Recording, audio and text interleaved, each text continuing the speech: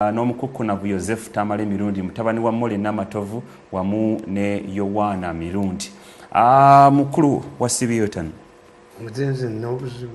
Obyo bigenda bulungi. Ensonga ziraba zigenda maaso mu ggwanga tuli mu kaseera ak'ebyobufuzi, campaign zigenda maaso. Ekyantwala ku ssomero kuwona bizibu. Bizibu. Toyina bizibu. Naye nga wetwogerera mu kaseera kano ak'ebya campaigns, akiko k'ebyokulonda kavuddeyo ne kafulumya districts ezimu ezitagenda kubeera mu campaigns, mulimu Masaka, mulimu Kampala, Wakiso n'endala. Olunaku olwaleero omukulembeze wa National Unity Platform Robert Kyagulanyi Ssentamu akedde okusabako e Masaka n'ayolekera esaidi zeeyo Rwengo okwogerako n'abalonzi be oba abawagizi be. Wabula abadde akyagenda waliwo amawulire agafulumya enzona ssaawa ziringa 3 emabega kaawo. Omuvubuka amanyiddwa nga Ashraf Kasirye akwata kamera ya Ghetto TV ate ng'era munnamawulire wa Radio 1 akubiddwa ekigambibwa nti libadde ssasi n'addusibwa ku ddwaliro e Masaka naye nga ddakiika nga 3 ezivudde emabega kaawo tutegeddeko nti ali mu kuddusibwa okuva esides z'e Masaka okumuleeta mu ddwaliro ene Kampala. Omukukunavu Joseph Tamale Mirundi wano wenjagala asooke abeeko katangaaza katono ku kiki ekitegeeza nawa we tulaga. Those are professional hazards. Isn't it a direct attack on the media? These are professional hazards. Professional hazards ezikwatiramu n'alumanya ne ssaalumanya. Lwaki kuno zikutte bannamawulire omuli Ali Muvule wa NTV ne munnamawulire wa Ghetto TV? Lwaki? Ekyabakola obubi bannamawulire ba Uganda Katonda si yabatonda nti bajja kuba bamawulire. Singa Katonda yabatonda nga bajja kuba bamawulire bali Mzee Tamale yogera naawe kimanyi oli munnamawulire. Oli munnamawulire naawe. You're one of the pioneers of journalists in Uganda.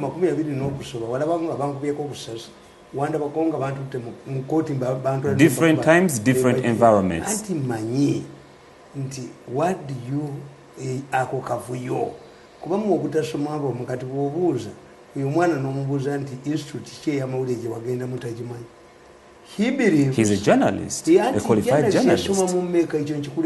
Tell me here when we come back over graduate. A professional journalist. I was reading recently. Amawanga got listed for abusing press freedom in Uganda. What you are talking about are professional hazards. Onalo was to cover Bob Wine has acquired immunity. Nebabuza. Never gone from Maudi to call a police possess. There is no story worth your life. It's true? No, you evaluate. Nakavaling Eruero. Nenkavalinga Rwanda ne tonda byeko nenkavalinga Congo e Somalia tonda banga nkuze ne yemwe alowooza nti okavalinga bubwe nesasiri kumanyi. Mzee Tamale ene ensonga manya tukwate bulungi bobera nga munnamawulire ne bakuyangugira bw'otyo. It sounds like a total disappointment. Olabyeko nga gavumenti ekutte owa Ghetto Television mu makage n'emusiba. Oba this was an incident. I thought you could condemn ekikolwa ekyakoleddwa abakuuma ddembe. Mukazi wabu afanga azaala okuba basawo. Remember bina order nti woba dispersing riots. There are 3 options. Either okuba tear gas, you shoot in the sky, oba rubber bullet. Kubanga mmwe kyembabuulira nti bano gurupu y'abampuuga, gurupu y'abamwenda, gurupu ya tumwebaze, gurupu ya kabushenga, gurupu ya gundi eno kana kasajja kavukedde akalinga enfudu kalina olugongo lukalinga olw'enfudu. Those are mafias. Bobby Wine taina guidance. Bobby Wine, these people don't want. What do you mean taina guidance? I'm telling you. Mpuga, can I work with Mpuga? Can I work with Mbidde? How does he come in? Mbidde eyakera kumacha na inciting abantu bataba yende ku sokali. Mzee Tamale bino bikwataganira ku Mbidde ne Mathias Mpuga n'okuwa bannamawulire okuwa okuyisiwege bayisiwamu. I don't know whether this younger man Bobi Wine has parents. What type of group is he in? Mbidde ne muntu. How is this related ku mpisa gye bayisamba bannamawulire? Ono kubakwatya mbwenzi ne bamukupesasi eyali ange Mengo gali ya sente za gavumenti. Uyu yani uyu mulenzi atali Mbidde omulala yange erinnya limbudevudde mutwe no mumanyi ono omulala ono oyo akuba obusuutusuuti obwekigwagwa gwe bakwatira mu bwenzi ne bamukuba essasi yani waliwo Mbidde waliwo bamuyitaani this young man needs help nti tebamwagala nammwe ababakavalinga nti bo balowooza ti when they kill you they get publicity but you are dead where have you been killed mabega kawo gomugwa omwana wange tabiriimu nti Bobi Wine n'abahandlers abalungi okuli Mwanga Kivumbi omuli Bambidde ate kati weekyusa mugambye ti when it comes to political issues ebyo ebyokuzanya gavumenti ne kakati wekituuse ti oyo gundi Mbidde mufere ono gundi waliwo omulala erinnya linnerabidde gwe bakwatira mu bwenzi ne bamukuba essasi bavuganya n'Embidde oyo mufere nnyo ate ne sente za gavumenti azirya kakati bo batunulira Bobi Wine as a vehicle we batunulyanga Besigye as a vehicle to parliament ebimutuukako byonna kakati babagamba bagenda kufuna publicity naawe kyoliko no si kyoliko temubintomeza. I have no sympathy with these people. Omwana wange ndakedde kumugamba have you had the directive? Yes. Temulagaluddawo era n'agenda mu kyaki kubanga bafaaza simanyi baane nabo nedda mugireko ekireti yeesaanewo. Leave these people to embark on the self-destruction mission. Are you in support police kyakoze? Anti nkubuulidde those are professional hazards. I will condemn the police if they raid this man's home obanga bagijjako. This morning mbadde mbawuliza batudde saawa emu bupapa bwonna bupapa buno buntu ya pusi buno busajja bwa Museveni bubadde bubba kakati mwe temumanyi nti ate buli mu panic as Museveni claims that Bobi Wine's group has defected naye ayinamu obubwe buno obubbi buno obuwunya jabbo kubencha ku gundi agikwateko y'omulenzi omupamutwe ogwo bagwasi. It is so disappointing nti just no visibility zinayita Mzee Malet. Bobi Wine is surrounded by enemies. Why I still who insist? Want to use him to romp to parliament. Why I still insist this could be a direct attack on media. Recently, police evine government Uganda Media Council regulating it. When out a week's bill, regulating a chichoganti baba wa bulletproof. You are stupid. The media we have. What if it was an earthquake?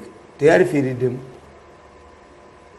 Bana basajja mbamanyi ti grupu ya Mpuuga ye grupu yo muvubuka ye kubasebagala ekigu oyo Mbidde ye kubasebagala ekigu sebagala bamutwala avuganya ne Mawu ali mu tiimu eya gavumenti ani Mbidde ani yamutwala mu East African gundi Mbidde ani yamutwala. It is so disappointing. Yes. Recently we have no uploading omwali Mbidde omwali Mwanga Kivumbi ate kati wekyusa obagamba nti bantu bakyamu kugambye nze njogera ebintu byange Mbidde nono yoli omwenzi gwe bakubira mu bwenzi oyo atalina magezi oyo gwe bakuba ekisambi. These are crooks from Mengo.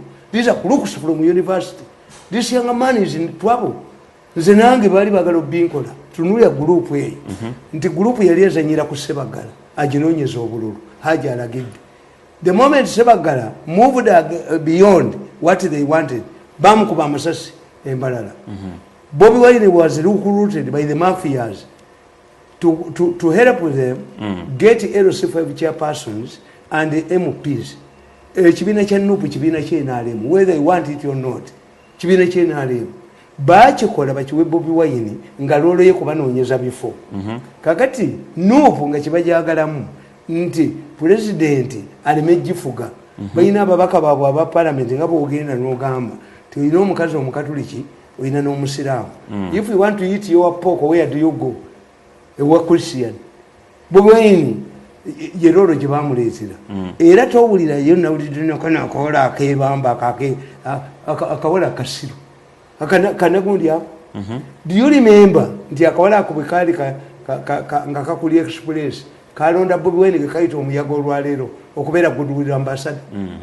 Ako nako kantu nakibala naye muntu ayogera mu bantu kakati muyina nkubuulira the two sides eya government neya bano bonna bakulukusi bino okusinga wano tujja byogerako ku nnaku olwokubiri mu the sharp talk naye ng'olunaku olwaliro njagala just tukikubwaneno nti oyo omuvuka Mbidde olumu yeyitambiire munyarwanda Mbidde oyo nga Sebagala amweripako Mbidde yatisa abayimbi amuwandering agirawa waneeno Mbidde nga bannamawulire bali under attack Mbidde will be in prison by now for what yakola riots eza sukali natisa abayimbi nadduka emisinde naddeno kuba buzanyi nekaluuka ekikomera nekadduka singa bakwasa omutwe. I'm so disappointed wekyusiza Muzeyitamale sekyusangako juzi wano obadde ng'omuwanda gambye ani Mbidde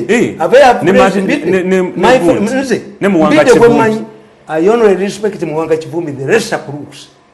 Muwanga Kivumbi muntu tabafaanana Mbidde yatisa abayindi enjana yefuula ne bamutwala mu East African Community kati sobo kyogamba Bobi Wine n'abahandoloza abalungi abazungu. I'm telling you, Bobi Wine is handled by CIA. Siba nembwa. These crooks. Bajira wa when Ugandans are under attack. Tikati weche bamuagalako kiri kimu. Bobi Wine oyo Mbidde yagenda ne Sebagala nga bali bonna bwe bati. Sebagala ekyamu oba vice wa DPC. Mbidde yayimira n'abagamba nga Sebagala bagambye ti bwe munnonda ku bukulembeze bwa DP n'emifano gye mwasuzeeko ngenda kugibawa. Kozi Mbidde yajije mu UPDF Mbidde ye yayimirira n'agamba ti emifaliso mujiuze mulabe. Then my question is how would you connect them? Yes, and I'm telling you the whole intention. Look at the sequence. I'm a highly intelligent man. Baba gambye nti Masaka negundi temugendayo n'ogamba nti from Masaka nsooka kusoma akolere bali abana jikola Lwengo mbukubanga obusiru bwabwe because I've already said tearing tear gas affection ali Mbidde n'omutwegwe n'omulala gwenjogedde oyo kuba besa sinebira yatomera emotoka yange nali mutiddewe ngale koti mbuwe mmengo nze ndya mmengo teyagikanika samukwate tayi nemutwalana nemufukamiza ku ttaka oyo mwana gweyogera oyo nga ndeetako olugezigezi. Kakati nkubuulira tibanaaba oyo baleese ekitovu tibakubewo tiya gasi battirewo omuntu mbu bafune obululu okakasa yes mbamanyi Mbidde muntu Muzeyitamale osuse Bobi Wine is in a bad company. Bobi Wine is in a bad company. They want to use him. Let me tell you, how can these two people, how can Mpuuga and Mbidde fail to agree? Who should stand? No, mbumanyi Bobi Wine ekyekifiramu ate afaate bamuziike nga budduke Mbidde adduke kadduke kano n'akalala obwo obufere nnyo bufere kubola okuyo oliwedde waŋŋamba nti engeri gye balonze amyuka omukulu wa poliisi Apollo Kech waŋŋamba engeri gye bamulonze birona bigenda kuggwawo n'oba n'ekizambu kiraba ku tear gas naye kati wetulaba masasi bakigenderedde ate nze kisinga okunuma n'oyo Ssemwange e Masaka oyo kamanda ali mu buvubuka buno n'aladde Ssentonga ali mu buvubuka obwo mbubakuba ono omuwala wono omukazi owa Boulevard mbakubira amaloboozi gaabwe abo abasajja naye mugenda kukkiriza okuba amaloboozi nkubuulidde kakati jjo nakubidde gundi nakubidde Kisekulo essimu. Kisekulo ye chairman w'Erakai alwana nani alwana ne Kasolo nembuga Kisekulo wanvumye mu meeting ng'abagamba mmwe akasajja kano kayina biteega kayina bidandi kayina biki katukwata katya katukola tutya nenkubira Kisekulo essimu nemuga Kisekulo wanvumye mu meeting ngoyogera muli baganda kimwe abajja ne muntepinga nenkubira Kisekulo nemugamba Kisekulo boyogera nabo likoda bajja nazo mu mpale bumutula mu meeting bafungule bekwata buli kimu Kisekulo yagambye Kisekulo atina ndengena muteerako namugambya ankubire ku simu eddako ebintu byonna Kasolo abirina kana akasajja kabiyina kabijjawo nkugambye let me tell you omwana oyo gwe batta e Masaka oyo gwe basalawo gundi lwa Kasolo omwana ono gwe battira ku parliament basalako omutwe nga nakubya amasimu ne audio e Masaka ku ssaza luddawa many people in Masaka kanira nawo miso teyina weetali. And I'm wondering how relevant is miso? Kubojogira buli lunaku. How relevant is it? Eringa eyamba gwe. Kati abatudde olwaleero. Eyamba bani. Kubuulira. Kati obuvubuka obwo butudde kwemini paasha. Nga bukankana buti waliwo akagenze mu toyi emirundi 8 anti nze ndaba video ne audio. Kyobula bwali budduka. Mu miso. Miso ina nannyiniyo. Tewali wano muntu asobola kukola kintu nga miso temanyi. Ebyaddala. Buuza Kisekulo. Kisekulo yabagambye mwe munketta mugamba. Ebintu byonna bitwogera wano tuli basajja baganda ne ssente gye twazijje omusajja yanyize nenga Kisekulo akakasajja kolabaako kano ka mirundi kano katutandiseeko kasajja kayina mayembe kasajja kayina ki akasajja kayina ebidandi kasajja kayina nenkubira Kisekulo nga muwulira ayogera nemukubira nemuga Kisekulo chairman tie paku ssente ziwafunye naganti ate ziriwa nemuga goni mugana nga wafunye ku ssente Kisekulo twavuganya ffenna mukalo manyi Kisekulo si mupya Kisekulo navuganya naye era namugambi nti ni consistent mutegerekane ne Kasolo omulekere Kasolo ayina kyeyankola ffe tukimanyi kati Kisekulo ne mugamba Kisekulo nkubuulire toga nti nina amayembe toga nina bidandi nina miso toga nina ki naye basajja bo bootuula nabaabo bafungule empale bajja ne likooda mu mpale munda mu pajama be bakuketta era olwaleero ayinayo olukuŋŋaana sandoza nga 10 balina olukuŋŋaana batudde naye Kisekulo kyabaakola meeting egenda kutula saa 10 naye Kisekulo kyabaakola abafungule andaba Kisekulo yawa omwana wange omulimu kyobola sinza mukuba ku social media mulimu bendeka mulimu byendeka lero jidde empuuga nembi bawako mu vacation simala kwa buli muntu yenna naye nze mbabuulira innocently when you are looking at this kankubule what type of people are you working with mubamanyi mmwe nti so you're blaming all these fracas that happened today ku bantu abawobola Bobi Wine wabatambula nabo n'abafeje n'aba Museveni bonna babiri ne Museveni yali mu danger nabaga nti Museveni Katonda yamukuuma kubaka akubuulira if you want to analyze producer by tugenda massive number esimu gitere ku TV if you want to analyze these people look how they conduct themselves they are young bava mu university they are mafias they have acquired wealth through dubious means si bantu do you believe nti mu Uganda gwe ng'otudde n'omuntu musobola okubeeramu omuntu ne mutuula ne mugamba nti tutte omwana tumusaleko obulago omulambo tugukuuma omutwe tugutwale ku parliament tugambe mbogwa speaker yabadde akutumiza do you believe it what kind of malice is that and what kind of brains do you know that the head of security this at parliament this young man was coming was looking for teyaliwo onakol but do you know that Miso can tell you where he was awe nkubuuliza you've always talked about Miso okimanyi nti CID irwana n'okumaliriza n'okunoonyereza ku misango Miso ebeina information why can't you bridge omwana we bwe yaleetebwa mu mmotoka ne parkinga okimanyi nti kamera za parliament ezimulaganga agenda they were later retrieved nga Miso ebiina sokoleke anti kyekubuuza kamera teziraga babijjamu so it was alukubwali lupange look what anti kyenkubuulira ti omwana tabangako wa pasita oyo omwana bamujja mu kikajjo pasita alimba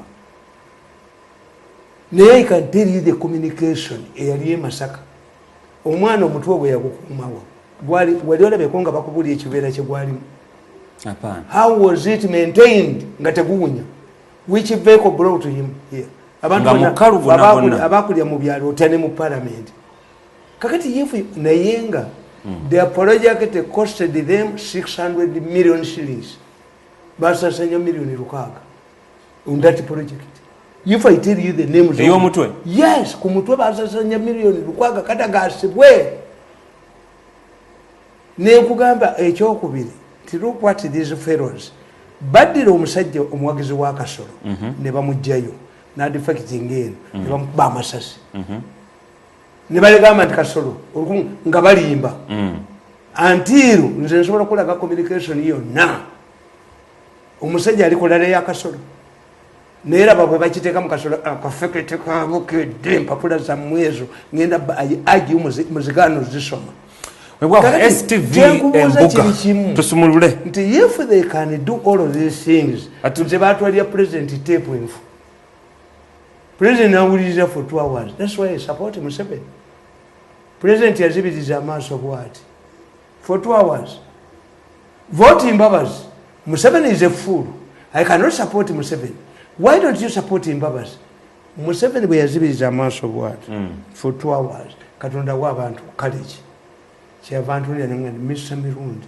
Why are you abusing me? Ngamaze owuliriza tape. For 2 hours. Museveni is a patient man. For 2 hours. Nga bw'otaba mugumu ofuka mu ngoyi. Katudde wali entwe y'epusse nnyo. Ngisasudde nnyo. Motoka yagikubeera yagwa omulimu bagumujjako e Rwanda talina mulimu wano n'akatabo kakamawulire kaago. Okimanyi nti oyo omuvubuka yatomeza emmotoka nga ndabyemu nga tulimu babiri. Yogwagambye alaba embizi. N'atomera embizi eriko amayembe motoka neggwawo. N'agenda mu ddwaliro n'ansangayo. Muzeeyita. Mupanishinga. Nkugamba nti Museveni bw'amala okuwuliriza teepu bw'ati. Kyeyava ntunuulira bw'ati nangani Mr. Mirundi. He used to call me to have some respect for me. Mr. Mirundi, yes, Your Excellency, Nambuza, why are you abusing me?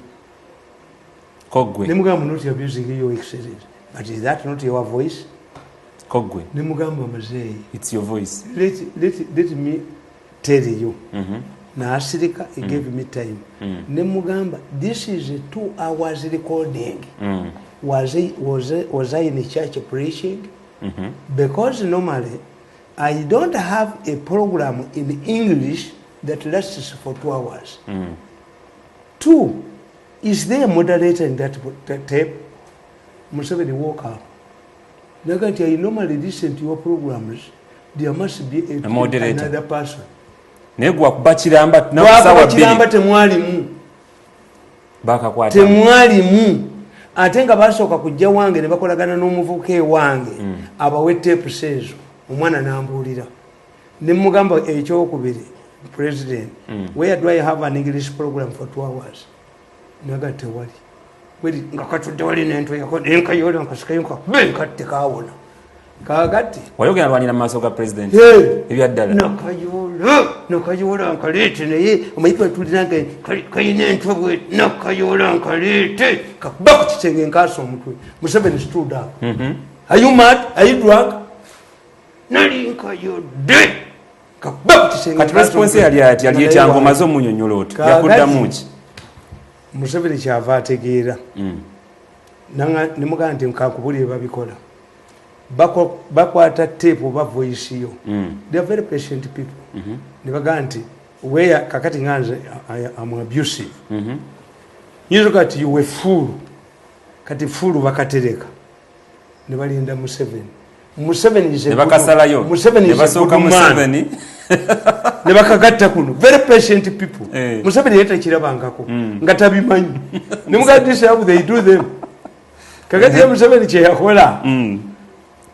N'ategeera kyeyava ŋŋamba Mr. Mirundi obukolwa mubuyita mutya nemuga nti obukolwa tubuyita bukolwa oba butululumi nanga naye omanyi nga bwezinze ku musota omunene bugulya naawe omusota bugukulidde tanakkiriza yes yanga nti omusota koze eki bukulidde kakati bw'aba afuluma nga talina conclusion gyakoze obanga byo bakoze eki he came back.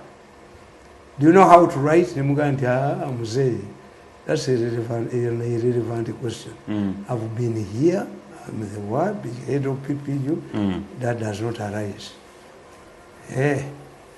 Kakati nkuwadde obwadivisa kati nenkalinda wano bitiki kanunga kafuluma yali agala owandiike ki kagendera mugundi yali amanyi eddalu lyange yali amanyi nti tajja kumpa mulimu nengukolera saagendayo so he became polite yali agenzi n'akomawo kakati era saalinnyayo saagendayo kuba ndalinja kubatta ye meeting eyasembayo neweegoba ate nze nyinza ogendayo nali ninyeko because of my respect to the president nali ndagidde batabani bange tukita expanding. You expand. That appointment will one day be expanded from my records. It will never appear anywhere that I was once Museveni's advisor. I'm a friend of the president. I have no job in the government. Ready, JHD. And in Kugambie, Siri Nyanga Yera Siri Nyayo.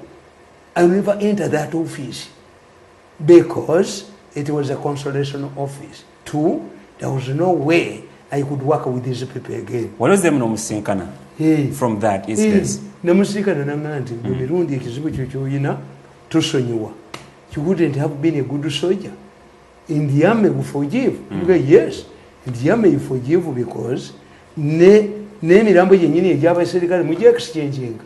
Me I don't have my background. I'm a wrestler, I'm a boxer. Ffe tetusonyiwa bali be basuula ettawulo nga bwolaba Kibisopo Lwanga. Kibisopo Lwanga, you are speaking on whose behalf? Bali abali mu lwingi abakubagana tebannabawaaga nti mututaase kubanga kooki w'ebikonde yasuula ettawulo ng'oba reefu ng'alabe tekyakola national judgment. Siridda mu gavumenti ya Museveni.